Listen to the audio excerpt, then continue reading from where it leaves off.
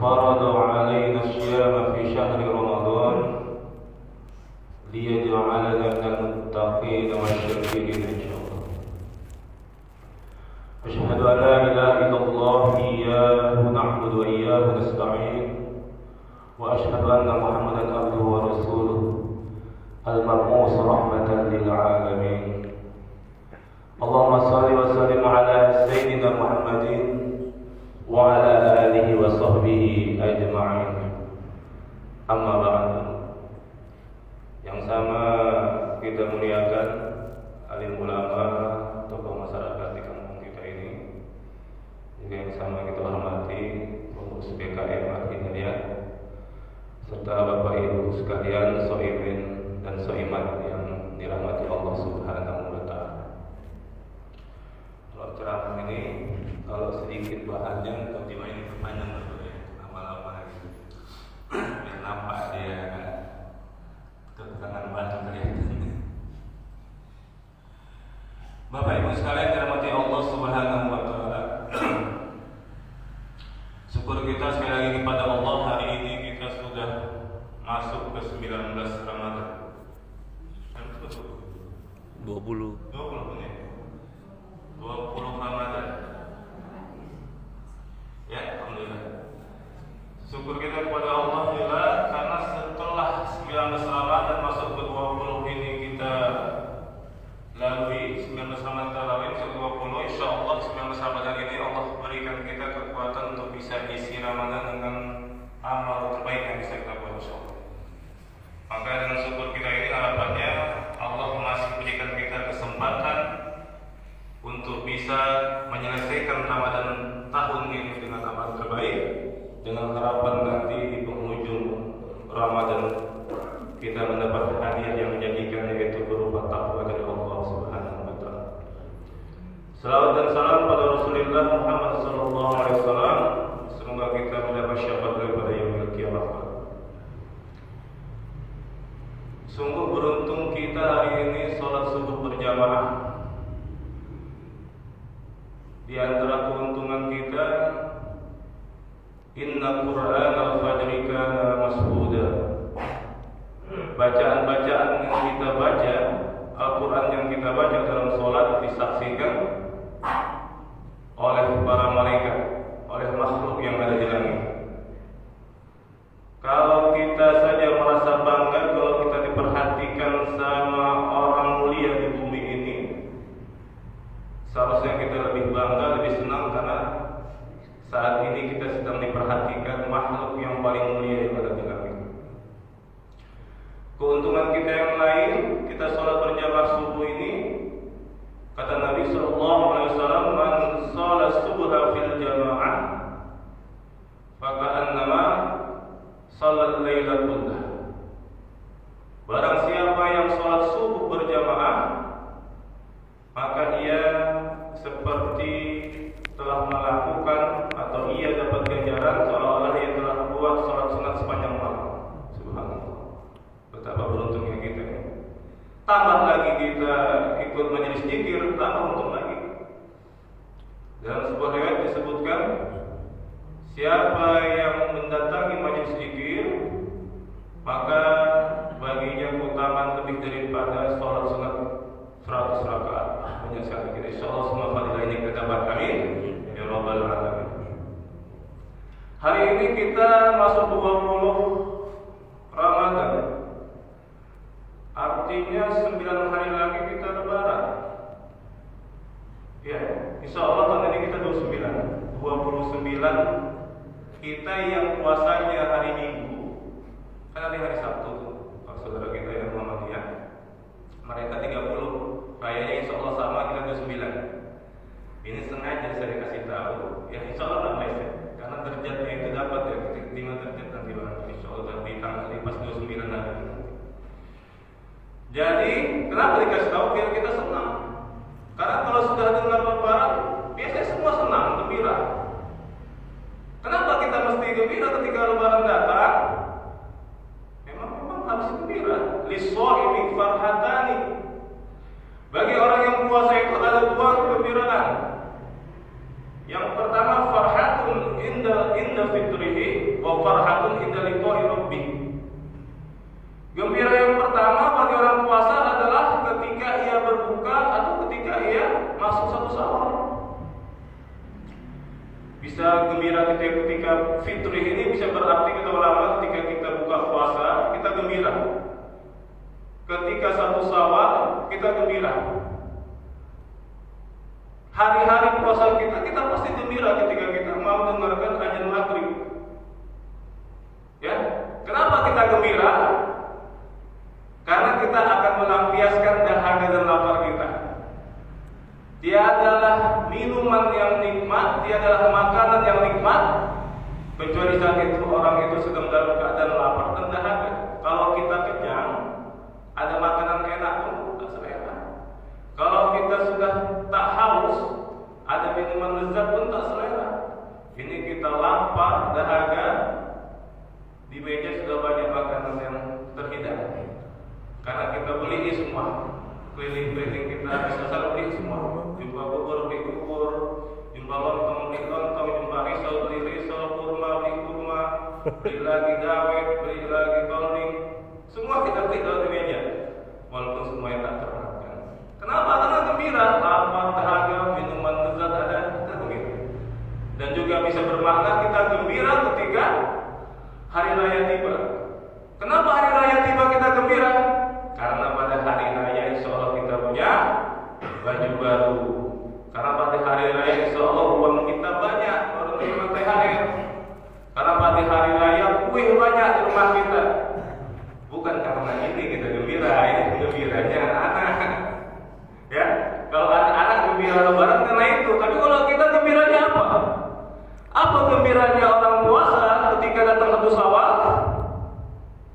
Ghufira lahu ma taqaddama min dzambi. Karena saat itu dosa-dosa kita sudah diampuni. Siapa yang tak gembira kalau kita orang beriman dosa diampuni? Kharajat minaz dzunub. Saat itu dosa-dosa kita dikeluarkan dari dalam diri kita. Kayyaumin waladat hukum. Saat itu kita seperti bayi yang baru terlahir kembali tak punya dosa. Itulah buat kita gembira. Bukan gara-gara yang tadi di awal itu untuk yang ini. Gembira itu. Ya, kalau kita gembira karena dosa kita diampuni insyaallah. Insyaallah kita nanti termasuk yang mendapat fadilah ini. Bapak Ibu sekalian dirahmati Allah Subhanahu wa taala. Allah perintahkan puasa ini sama orang beriman. Ya ayyuhalladzina amanu. Apa tujuan Allah perintahkan puasa sama kita? Insyaallah kita termasuk orang beriman agar kita menjadi takwa. Derajat iman ini kata ulama mutunya di bawah derajat takwa. Orang sudah beriman ini sudah baik. Tetapi Allah mau kita tak hanya sekedar beriman, tetapi harus takwa. Ada lagi yang di bawah beriman namanya Muslim. Orang yang baru paham Islam, baru ia mu'alaf, barangkali berpaham Islam, ini derajatnya masih Muslim. Apa beda Muslim sama orang beriman? Sama tingkatan Muslim dengan mukmin? Kalau Muslim ini hanya dia maknanya tunduk pasrah sama syariat Allah. Bisa jadi pasrahnya ikhlas, bisa jadi tak ikhlas. Jadi kalau ia disyariatkan sholat 5 waktu, dia buat sholat itu karena tak ada pilihan wajib. Ia menjadikan sholat itu memang beban semata-mata. Tapi kalau orang mukmin ini syariat itu sudah di hati dia. Bedanya apa? Orang mukmin sudah merasa pentingnya syariat itu dia buat di hati dia. Maka orang mukmin menjadikan syariat itu kebutuhan, bukan beban. Nanti lihat Quran surat Al-Hujurat ayat 14, di sana Allah berfirman, "Wa qalatil a'rabu amanna qul lam tu'minu walakin qulu aslamna wa lam yadkhulul iman fi qulubikum." Berkatalah orang Arab Badui yang baru-baru paham Islam, baru mengenal Islam, mereka berkata kepada Nabi, "Wahai Nabi, amanna, kami sudah beriman." Mengaku beriman sama Nabi, teman-teman sudah sholat 5 waktu, sudah puasa, langsung mengaku beriman. Namun Allah firmankan kepada Nabi sallallahu alaihi wasallam, "Qul lam tu'minu." Katakan sama orang Arab lam tu'minu, kalian belum iman. Walakin qulu aslamna, tetapi cukup katakan kami sudah Islam. Kenapa? Walamma yadkhulul imanu fi qulubikum. Karena iman itu belum masuk di hati, belum sampai tingkatan iman. Kalau kita insya Allah sudah masuk tingkatan iman, amin. Kenapa? Karena kita terpanggil ketika sholat disuruh puasa. Ya, ketika ya ayyuhalladzina amanu kutiba alaikumusiyam, insya Allah kita menerimanya perintah ini dengan gembira. Tak ada kita yang merasa suntuk, tak ada kita merasa terpaksa. Ada yang merasa terpaksa ingin puasa Ramadan? Tak ada kan? Insya Allah kita ada beriman. Tapi tak tahu juga isi hati orang. Ada pula yang masih terpaksa, masih tingkatan muslim. Ya, jadi kita insya Allah sudah iman. Apa ciri orang beriman? Nanti lihat Quran Al-Anfal ayat 2. Innamal mu'minuna alladzina idza dzukirallah wajilat qulubuhum wa idza tuliyat 'alaihim ayatuhu zadatuhum iman. Orang beriman itu idza tuliyat 'alaihim idza dzukirallah wajilat qulubuhum. Kalau disebut nama Allah hati getar. Orang beriman itu dimanapun ia berada, kerja apapun yang sedang dibuatnya, dengar dia azan Allahu Akbar, Allahu Akbar, tak tenang lagi ia buat kerja, tak tenang lagi dia aktivitas, hatinya ini sudah getar, ini panggil Allah suruh sholat. Wah, nampak ya. Tapi kok masih tingkatan Islam, baru aja, lama lagi waktu, nanti aja, tunggu-tunggu di akhir, baru ya. Kadang-kadang awak pun beriman, kadang Islam, kadang-kadang aku tunggu-tunggu juga. Ya, kalau bisa satu wudhu untuk 2 sholat, ujung-ujung awak zuhur masuk asar masih wudhu yang belum batal, ujung-ujung awak sholat asar, ya, biar supaya wudhu asar bisa ke maghrib. Nah, itu kita berarti ada nih yang pengalaman ini. Padahal kita paham sholat itu baiknya di awal waktu, Cuma kenapa? Karena kita belum sampai iman kita, nanti saja. Bahkan lebih parah karena ia menunda-nunda, ujungnya lewat sholat itu. Ya, maka jangan sampai kita begini. Kalau bisa kita jangan sampai begini. Tapi kalau bisa muslim, lagi kalau bisa mukmin, apa bisa mutlak. Jadi itu bedanya orang beriman sama orang Islam. Tetapi Allah tak kepingin kita hanya sampai derajat iman. Allah maunya kita derajat yang lebih tinggi, muttaqin.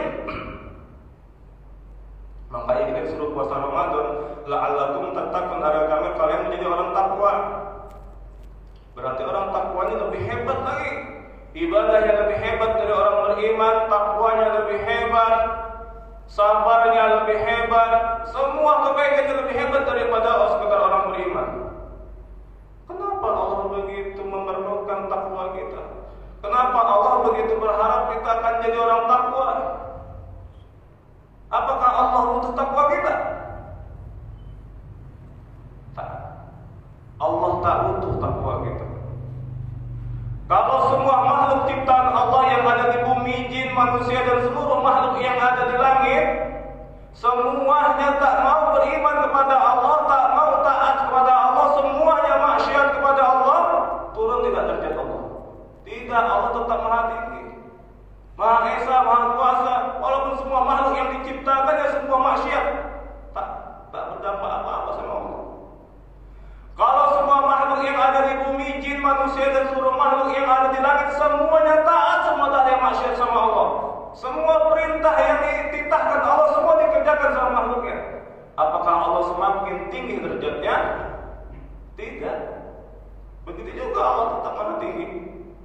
Jadi kenapa Allah bikin kita sampai derajat takwa? Jawabannya adalah karena Allah sayang kita. Allah tahu kita butuh takwa itu. Allah tahu kita yang membutuhkannya, bukan Allah butuh takwa kita, kita yang butuh takwa. Allah tahu kita itu kalau ada masalah,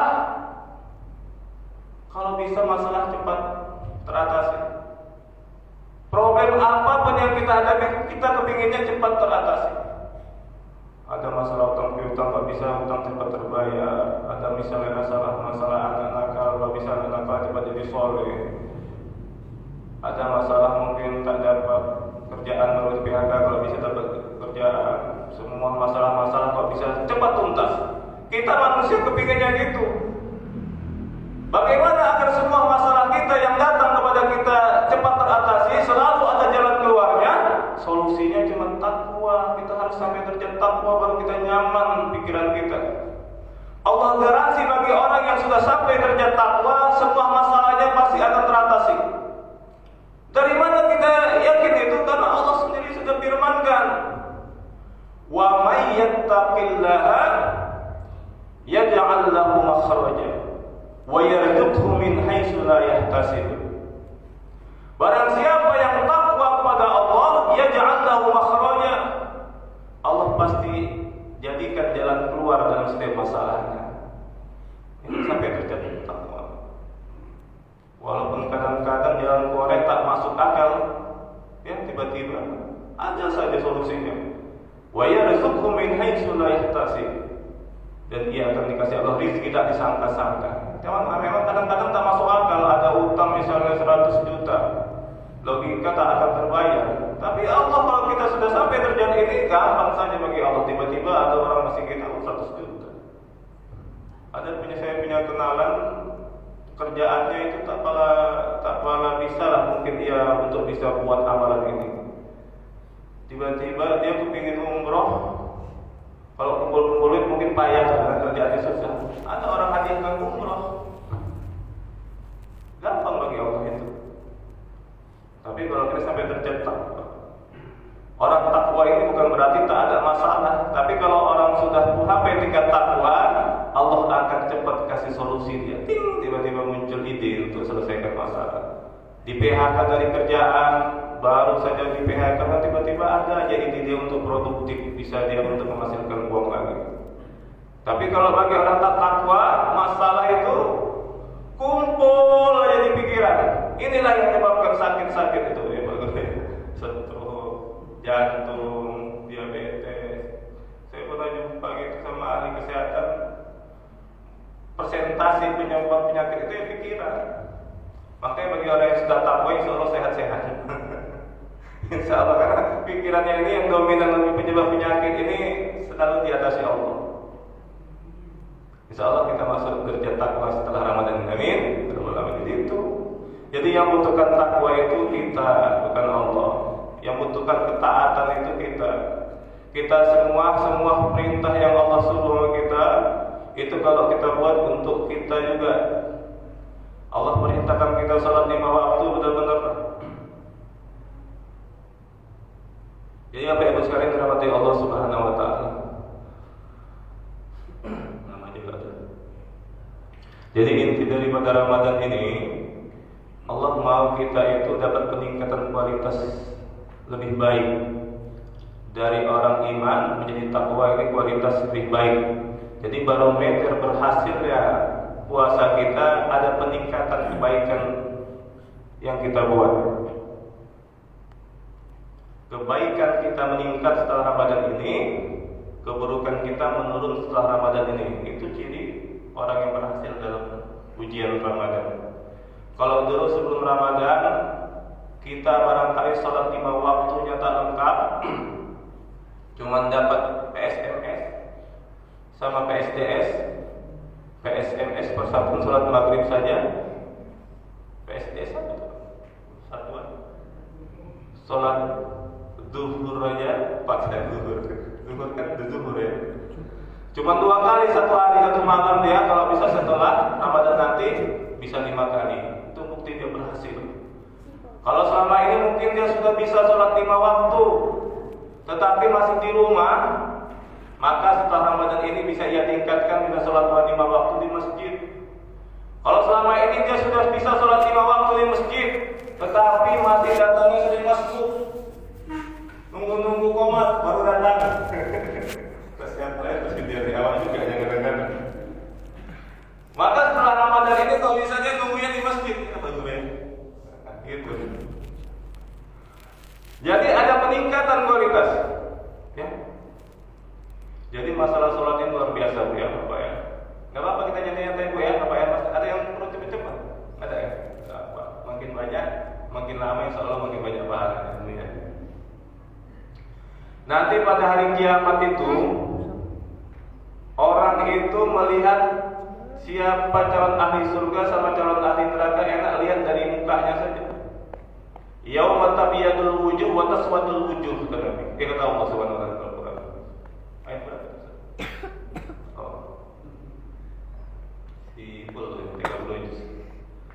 Pada hari kiamat itu ada orang yang wajahnya tabyad, orang yang wajahnya putih bersinar.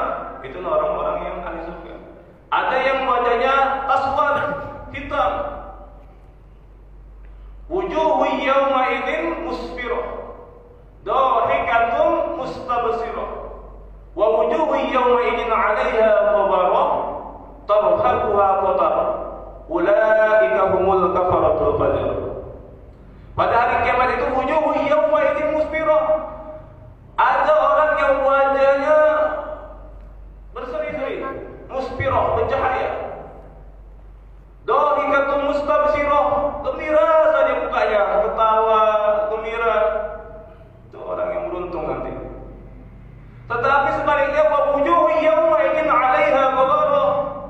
Pada hari kiamat nanti ada wajah-wajah 'alaiha ghabarah, mukanya itu hitam legam, tak enak ditengok. Kalau di dunia ini ada hitam legam tapi enak, itulah hitam-hitam manis. Ya kan, ada mukanya hitam tapi nampak juga dia enak ditengok. Ada hitam tidak. Ada juga di dunia ini mukanya putih tapi tak enak ditengok juga.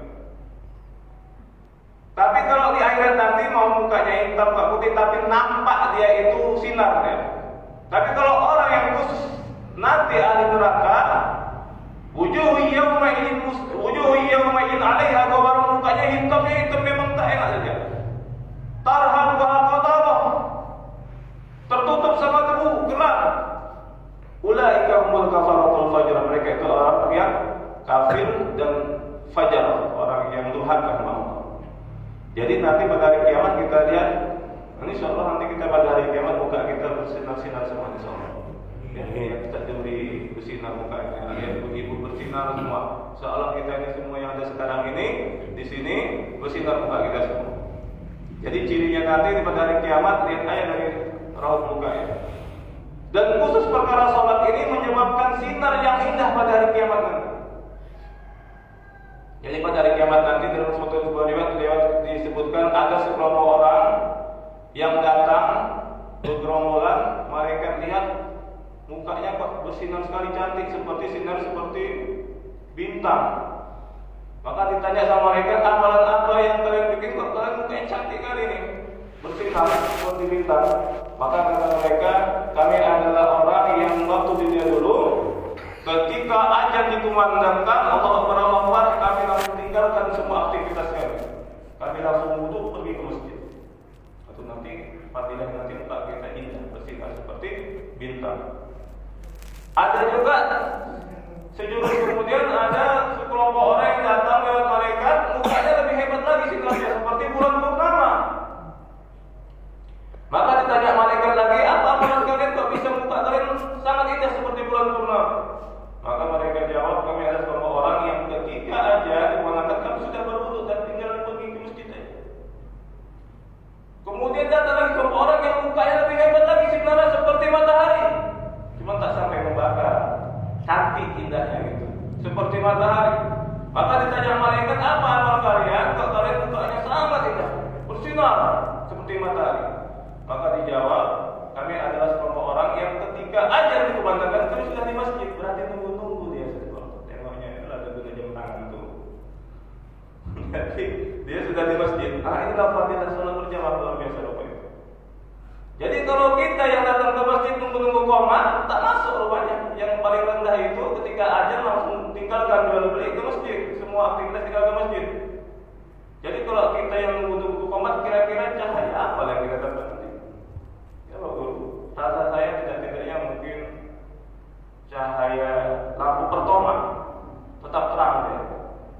Tapi kalau orang yang datang ke masjid nanti masbuk pula dia sengaja, itu lebih redup lagi, cenderung lah itu. Jadi kalau bisa kita raihlah setidak-tidaknya dapat wajah seperti bintang ketika nanti aja kita ke masjid ya, aja. Ini motivasi untuk diri sendiri juga. Takutnya bicara kadang-kadang masuk juga. Ya. Tapi lebih bagus tadi kalau orang kita sholat tak gitu bagus ya. Jadi inilah motivasi untuk kita semua. Jadi intinya kalau mau Ramadan kita ini berhasil, ada peningkatan kualitas kita. Yang baik kita semakin baik, yang buruk kita semakin turun. Kalau selama ini barangkali ibu-ibu mungkin gampang sekali sikit-sikit ada masalah ngomel-ngomel, ada masalah 10 satu hari ngomelnya 10 kali. Setelah Ramadan kalau bisa dikurangi ngomelnya cuma 3 kali aja, kalau bisa habis. Kita semua kalau selama ini gampang marah, ada masalah kecil saja marah-marah, masalah-masalah sebenarnya tak penting dimarahkan, marah-marah ya kan. Kalau bisa setelah Ramadan tak jadi kita gampang marah. Kalau bapak-bapak barangkali sebelum Ramadan ini merokoknya kuat sampai 2 bungkus satu hari, merokok itu tetap juga tak baik. Serendah-rendahnya hukumnya makruh. Seharusnya dikurangi setelah Ramadan karena sudah digembleng ini ketika Ramadan. Kalau selama ini sebelum puasa 2 bungkus di Sabtu, kalau bisa dikurangi setelah Ramadan cuma 1 bungkus 11 batang. Kurang 1 menjadilah dulu ya. Nanti kalau dapat kurang 1, takutnya sampai mati kan, boleh berhenti merokok gitu. Ya, yang penting berkurang ya, itu barometer ya. Meningkatnya kebaikan kita, berkurangnya keburukan kita, itu insya Allah ya salah satu tanda barometer puasa kita ini betul-betul punya hasil. Jadi ya Bapak Ibu sedikit sajalah tausiah singkat ini.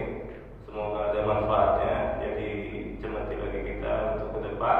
Kalau selama ini mungkin kita lebih nyantai dengan amalan Ramadan ini, mari kita perbaiki di sisa Ramadan ini sehingga kita benar-benar nanti di akhir Ramadan termasuk orang yang berhasil, benar-benar bisa bergembira dengan mendapat hadiah dari Ramadan ini berupa takwa. Amin ya rabbal alamin. Allahumma fikir Wassalamualaikum warahmatullahi wabarakatuh. Waalaikumsalam warahmatullahi wabarakatuh. Mungkin dari Bapak Ibu ada yang ingin bertanya, kalau silakan.